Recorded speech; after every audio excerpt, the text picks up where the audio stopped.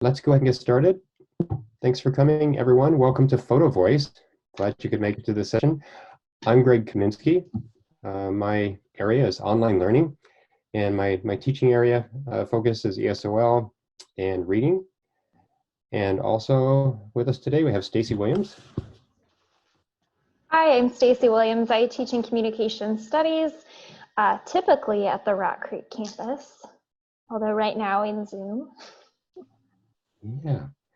All right, so we expect a rather interactive session today. We'll go ahead and get started with some preliminary information about Photovoice. Yeah, so some of you may or may not be familiar with Photovoice. It is a qualitative research methodology developed in about the mid-90s, and it's really seen as like a methodology, a qualitative methodology for participatory action research. So what we're talking about today, we're going to give a little bit of framing information about Photovoice, but what we're going to be both participating in today and thinking about for the online class or the remote setting is really a modified version of Photovoice. We're not necessarily getting into the research components and taking a deep dive with some of those elements. So we are, while we'll present a little bit of information broadly about Photovoice, we're really dealing with a modified version of it. And I have a quote here that comes from an article that's linked at the end of the slideshow, so you can give it a read if you'd like. It's a really fantastic overview of Photovoice. But I really like this idea that it is a way to have this type of empowerment education where it gives students or participants the opportunity to visually share something from their own perspective. And what that does is it allows that image to capture something that would be potentially more challenging to share in words, but we also know can help engage other learning modalities and in a lot of ways can spark a lot of creative and deep discussion. And traditionally, Photovoice is used as a research methodology in the sense that it empowers participants to take images of their lived experiences that they will share out. So I think an important thing to consider as we talk about ways this can be modified to have more visually rich discussions with our classes is that it's really important to try to center and think about the student sort of as the participant here who's going to be taking images of their own perspective. I'm using something like this in a informal, and so it's not a requirement in my course, but we have these ongoing conversations about what life is like now given remote learning. And a student posted in the Q&A discussion forum about needing a little bit of extra time to get a hard copy of the text, and he shared a picture of trying to get through the PDF online and how that was a problem. And I was able to shoot back an image that I took really quickly with my phone that had the textbook laid out, and I was able to say, hey, I get that. I too like to have this tactile experience. And so in a lot of ways, we were able to start sharing what our experiences were like in simple ways, and that can really be built onto far more rich and deep and meaningful ways, however you decide to take that. So we'll be looking at a few things today, but yeah, there's some great foundation to learn about Photovoice, a lot to learn there, really based in some great work around feminist theory and Freire's critical pedagogy. So what we're looking at today is a little bit more modified. Yeah, thanks, Stacie. And so as Stacie mentioned, it really started as a tool to promote social change. And so to show the realities of the photographers' lives to the public in order to promote change. And that actually started in China back in the 1990s. And in terms of how we're using it today for educational purposes, we know that images can be a powerful tool for students. So to empower student voices, students can use images to tell their story, to help interact with the content that's there. They're a powerful tool for communicating, sharing lived experiences, identifying commonalities with each other.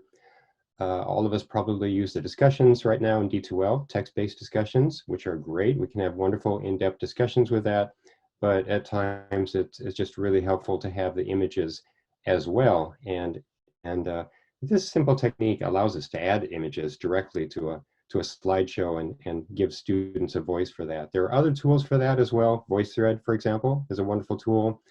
This one is a little bit easier to use, so just kind of a low-hanging fruit in terms of being able to use images with students. There's certainly a lot of ways in which images can objectify and other people, right, depending on how somebody is framing their image and using it. And so really, I think that the way to frame it is that we consider trying to share from our perspective and trying to share something about the world in which we're experiencing it from our own point of view. And then Photovoice allows us the opportunity in an educational setting to look at those images together, to talk about the meaning that we see, to think about those rich experiences.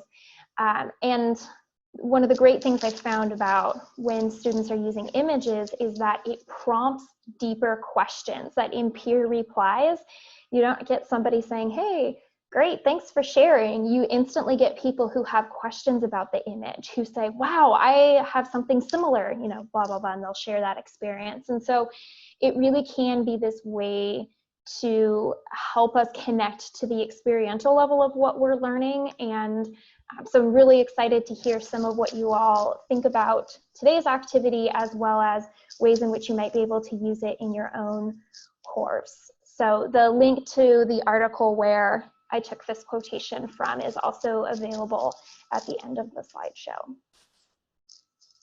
So if you received my email, I gave you the sample project that we're working on for today, and that is to take a picture of your home office or the area that you're working, your work environment, you know, at home, and then think about, you're going to be thinking about factors in your home office that contribute toward your success and factors that create barriers for you. And here's an example of something that I created. This is what you're going to aim, just as an example of what we'll be doing today then. So inserting the picture in a Google slide, so right in this slideshow, and then telling something about your home office, how it works for you, how it contributes to your success, and also what barriers you might have as well then. So you'll line this up with some text and also insert the image, and you'll have time to do this during the session today. It won't take too long, and we'll help you out along the way. So these are the actual steps that you will be taking. Some of you may have already had time to take a picture, take a photo related to the prompt, and you want to email that to yourself or get it so that you can insert it into the slideshow on your computer. You'll be finding a slide in this slide deck that has your name on it already, and that's going to be your slide to work on. You'll put your photo, and you're going to resize it as needed. And you'll be adding some text related to this question. You can write about anything you'd like to, really. Anything you'd like to share, that's fine. After you get that situated, you'll be perusing the other slides, seeing what your colleagues have done, and insert a comment on at least 2 other slides then. And Stacie's going to walk you through an example of these steps then for her slide. So you'll have a slide that looks something like this. And the first thing I'm going to do, I took a picture this morning of where I'm working and emailed it to myself. So I took it just with my phone. So I have it saved on my desktop already. And I'm going to go ahead and insert that image. And you know, I can drag and adjust it, you know, in ways that I want. I also wrote some text ahead of time because I have to do this demo for you, and I figured y'all didn't want to watch me type and misspell things as I'm trying to type in front of people. So I'm just gonna go ahead and just paste in. And yeah, I got lucky enough. I had just fed my dog breakfast, and so I think he was looking at me like, all right, what's next? So I was able to get him into the shot, which he's also an important part of both the joys and the barriers to my home office, which is what I wrote about in here. So you all will have to write your text, and you don't have to write anything very long, and you also can disclose information at whatever level is comfortable to you. And I think that also includes the picture that you take of your space It could also just be, I wish I could show you a picture live right now. I have like 5 Post-it notes with crazy scrawled notes of things I want to talk about today just on the table next to me. If that was a thing you felt comfortable using as an image, but not your whole space, how you frame and what you select as the thing you want to share, make that be whatever level you're comfortable with. So I took a picture of my whole space, but you certainly can do something else that represents part of your workspace. So don't feel obliged to share more than you feel comfortable with. So that's how it works. You'll just type text into the text box. Remember, you just do image, and you can upload from your computer if you just have it saved somewhere. And that's about it. And then up above, you see just this little comment type thing, comment icon with the cross in the middle of it. And that's what you'll click on to add a comment to the slide. I guess I could add a comment too to this.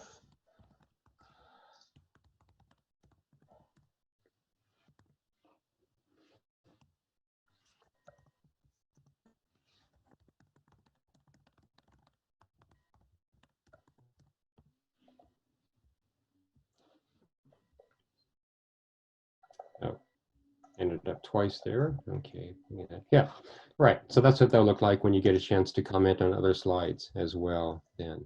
All right, so just to repeat the steps there. So you've got a photo, or you're going to be taking a photo, and you can include yourself in the photo or not, doesn't matter.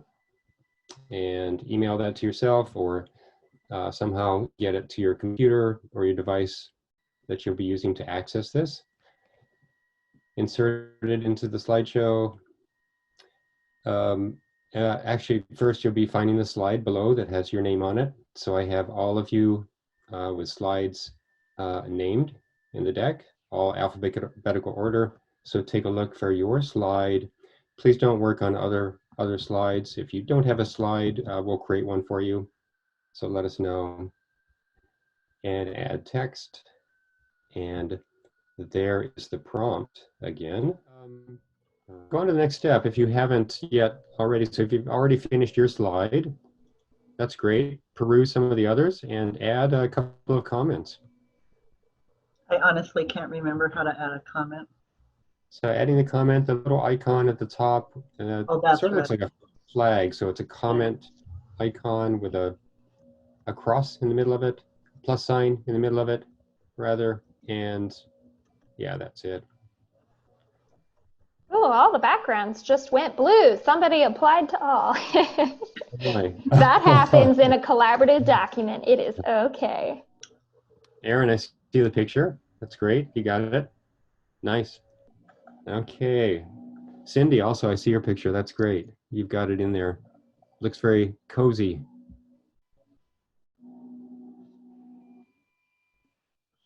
There you are, yes. Nice.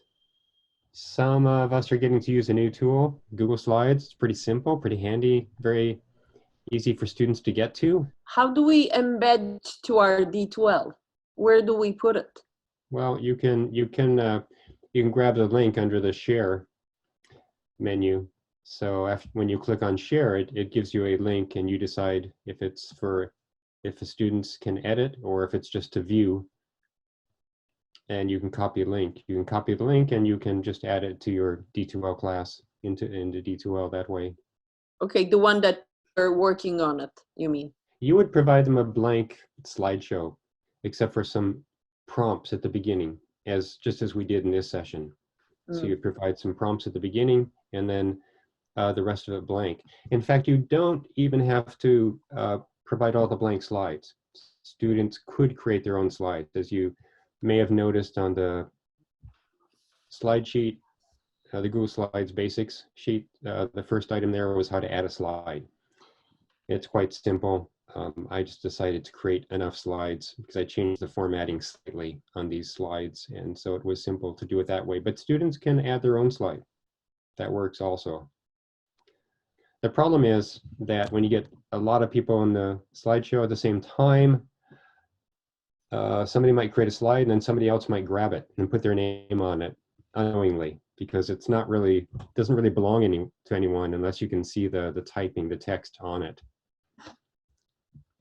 which is why I inserted the names first.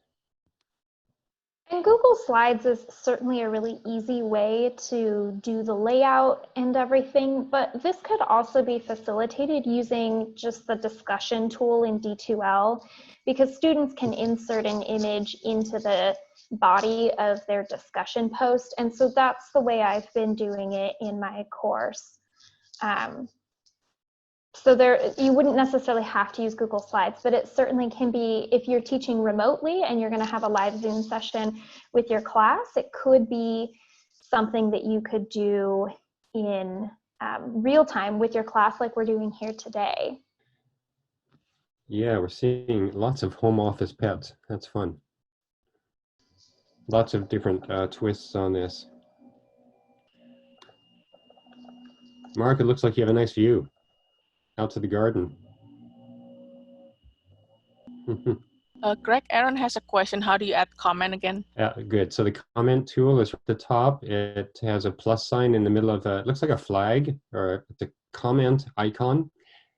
It's right next to the word background. So just to the left of the word background in the menu bar at the top. You can also go to the insert menu, insert, and choose comment from the insert menu itself. Right. Also, I've just been right-clicking on the slides themselves and comment comes up. Thank you.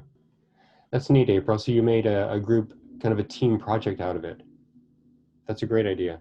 Yeah, students could work on something like this as a group project, create their own slideshow, their own presentation in Google Slides, maybe a small group of 4 or 5. Let's come back together. We want to do a bit of reflection on your experience here today. So let me turn this back over to Stacie and a bit of I don't have these questions here for us to necessarily answer them today, but more as a thinking, reflecting prompt about the experience. And when doing work like this with students, it's also great to come up with some deeper reflection prompts about the assignment holistically and kind of think a little bit more, I guess, meta about the assignment. What are some things that we learned in a way that couldn't have been learned in other ways? So I like kind of considering, what did you learn from this exercise that you couldn't have learned with words alone? A lot of you could have described your spaces where you're working, but we would have missed out on the cute cat faces, the windows you're working in front of. So there's a lot, there's a lot more that comes through in images. One of the things to consider certainly has to do with accessibility considerations for students who might have vision impairments. And so you actually could turn this into a really great assignment around language as well, by asking people to actually create the alternative text for their images. And that alone, trying to describe the image in a way that could be useful for somebody else, can be a really great exercise. So there's certainly some ways that could be integrated. Reflecting on your experience of sharing an image, I think for a lot of us that can be exciting, but not always. And so it's good to recognize our comfort level, maybe how this experience impacted our sense of community and connection with the other people here today, what we were able to bond around and see and experience and chat about even just quickly in the comments is really different than had we not done this today. So those are just some thoughts to have rolling around in your mind as we move to the next part of what we're doing today. Right. And Greg, do you want to take this part? Yeah. So we're going to send you to breakout rooms, 3 or 4 people to a room for a few minutes. And we just like you to get to know each other, share your name, discipline, and then any ideas about the questions, these reflection questions that Stacie has just mentioned, or just get right into, think about how this can be used in your area. And we have a Google Doc here on the uses of Photovoice. You all have access to this. I'm on slide 47 in the slideshow, but I'm going to copy this, paste this into the chat as well. So if you would, click on that link and that'll open up the document for Photovoice uses. And I have subject areas listed, so if you can think of a good use, how you might use it with your students in your particular subject area, feel free to share it there. Write that down. I've started a few, I've added a few things ESOL related and a few others. So go ahead and write ideas down that you have in that. And then when we come back, also talk about questions that you have, might be about how to use Photovoice with your students. When we come back, we'll ask you to share in the chat any questions that you have as we wrap up.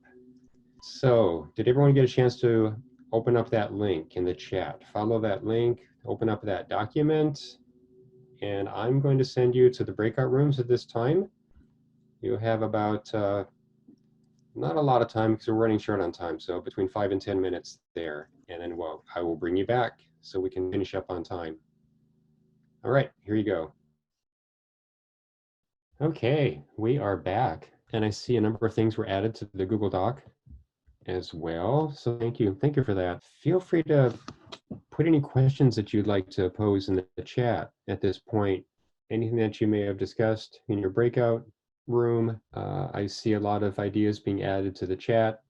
So there was a question that came in about like obstacles students have.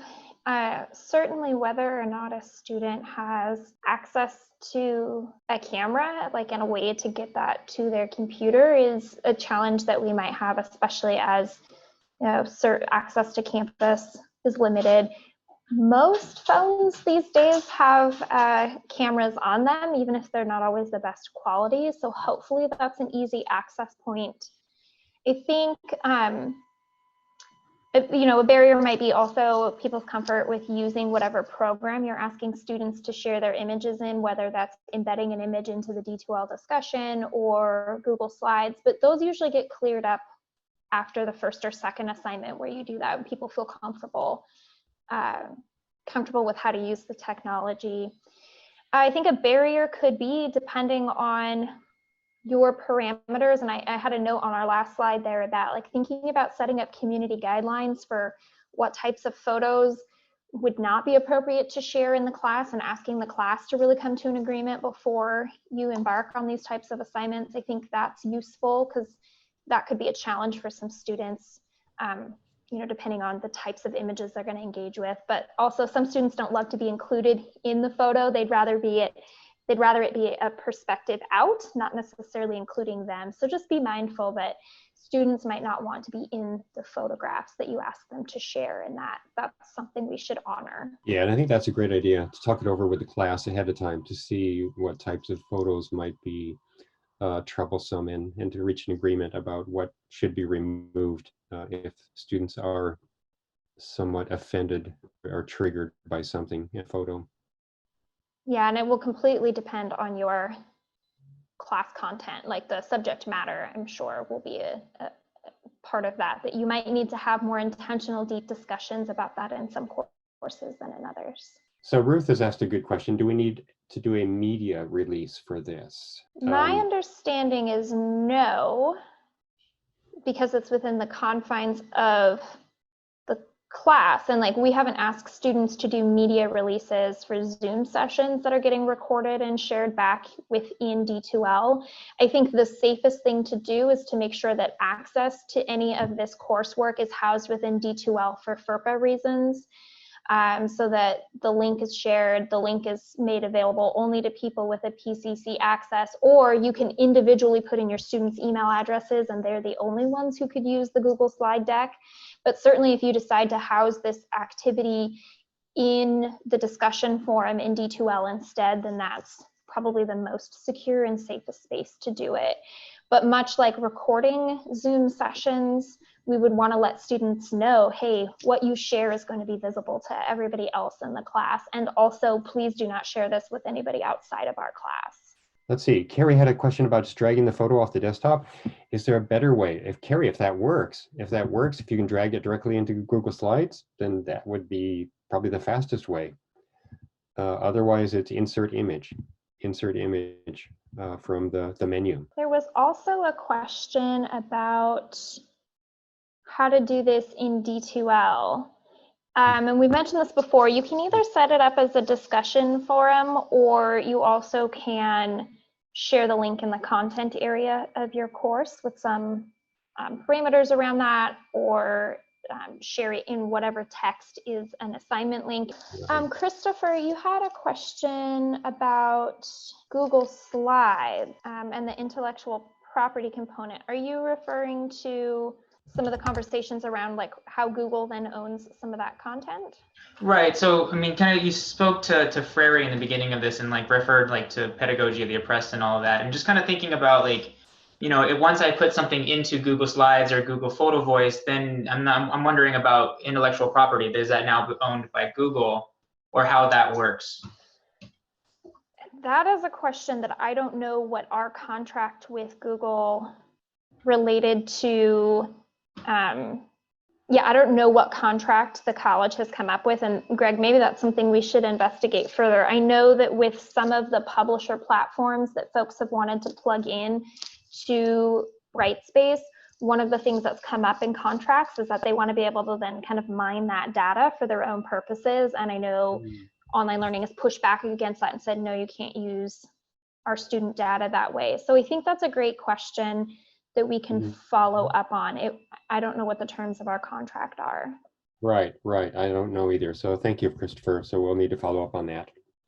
Thank you. Yeah, I just went to a place where only I am there, so you won't be able to see. There shouldn't be any FERPA violations. In an informal way, I have this discussion forum I call the coffee shop. And so in here, you can just set up, like you would any discussion forum, instructions about how to share an image, what sort of prompt they're responding to.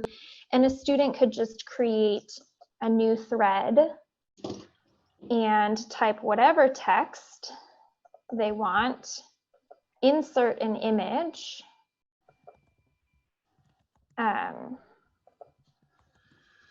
Right, so you're going to go through a similar process that we did, you know, inserting an image on the slide, but then I can add that content, or students can add it as an attachment.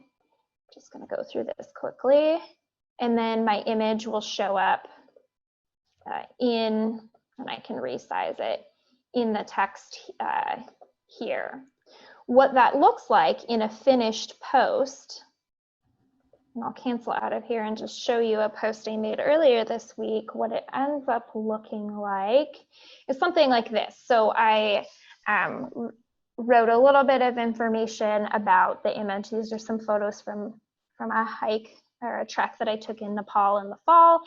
And I've been feeling claustrophobic, so I wrote a little something about that. And I also included a little link to, there's a song called Strange Trails that I included a link to there if students wanted to click on the little Easter egg there. But essentially you can do the same type of thing by having your discussion post look like this, and then students can come on and add comments, and they also could share images and their responses if they wanted. So the body or the text of a discussion post can be very similar to what we have on the Google Slides. And if you have a fully online course or you do a lot of asynchronous work, this could be maybe an easier way to do that. And then to Christopher's questions about intellectual property and images and anything related to FERPA and everything, this would be the most secure way to do that. Yeah, okay, so just to be clear, it can be transferred to the discussion area in D2L like this, and that would be a great use of D2L. It's not quite as quick for students to go from slide to slide to offer comments and so forth, which is that's the benefit of just doing it in Google Slides, that quick approach in that sense. So there are a couple of different tools that could be used. And I think the question also relates to just getting it to students. Jill asked, yes, you could just add a link to the Google Slides, or to the Google Slides within D2L. So Stacie or any of you can add a link directly from your content page, directly from one of the modules, even from the announcement in the homepage, potentially, or from an assignment. So anywhere that you can add a link inside of D2L, you could link directly to the Google Slides in that way. Yeah, and so the Google Slides for what we did today in in a synchronous setting could be a great way if you're holding remote sessions in either Meet or Zoom. If you're having a lot more asynchronous work, some students might appreciate it being housed in the discussion forum. So you'll just have to think about what works best for your student population. Yeah, and it's certainly a little more polished look in the discussion area, in a sense. It has a little more permanent, polished feel to it. And speaking of synchronous or asynchronous, you could do this activity in Google Slides either way. It doesn't have to be done during one class session. So you could give students a couple of days or a week even to make their entries. You could turn it into an asynchronous activity if you'd like to, so they have more time to actually work on it. I want to ask a question. First of all, the etiquette of asking questions, is it in these sessions, is it better to send it through chat, or is it okay to unmute myself and ask questions? That's the first one. And the second one is, when you talk about Google Slides, do you mean that we don't need really to go to PowerPoint slides no longer, and we just do everything in Google Slides? I mute myself. Yeah, I guess we can both chime in on this one. I think it depends on the instructor and whoever's leading the session, because sometimes you'll want students' microphones turned on immediately, and just keep your mics on if it's a small group and participate in that way. With a large group, it becomes cumbersome, or it becomes difficult to the turn taking in communication inside of Zoom. And so then it's easier to have all the microphones off, and especially if there's some things that you definitely want to go through in terms of the activity to complete, then it's nice to hold the questions until the end. And we've done it both ways. So taking questions throughout as we go along, and trying to hold questions for the end. And today we actually tried to keep some of the questions more toward the end, have a special time for that. But it's really, that part's really up to you. As part of the, as for the PowerPoint, Google Slides is a nice way to have a collaborative effort then. So to work with students so they can be on the same slideshow, or maybe in a small group working on the slideshow together. That's the power of Google Slides then, and it's easy to share that with the class. PowerPoint is another tool that could be used, but then you want to link to PowerPoint, then add to the class, add your PowerPoint to the class, so it doesn't have that same collaborative feature to it. Stacie or Melanie, if you have any additional information, comments about that, feel free. Yeah, you just don't have, I mean, you used to be able to, with Office 365, do some live editing in PowerPoint, but that isn't something we have access to at PCC.